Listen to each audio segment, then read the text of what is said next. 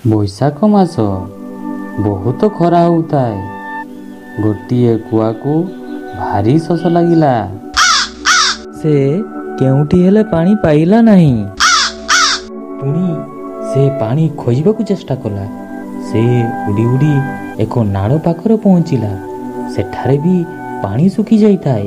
ଶୁଖିଲା ନାଳ ଦେଖି ତାର ମନ ଭାରି ଦୁଃଖ ହେଲା। ପୁଣି କୁଆ ତା ମନକୁ ଦୃଢ଼ କରି ଆଗକୁ ଉଡ଼ି ଉଡ଼ି ଗଲା। ଶେଷରେ ଏକ ଗାଁ ମୁଣ୍ଡରେ ପହଞ୍ଚିଲା। କୁଆ ଏକ ଘର ପାଖରେ ଗୋଟିଏ ମାଠିଆ ଥିବାର ଦେଖିଲା। ମାଠିଆ ଭିତରେ ଅଳ୍ପ ପାଣି ଥିଲା। କୁଆର ଥଣ୍ଟ ପାଣିକୁ ପାଇଲା ନାହିଁ।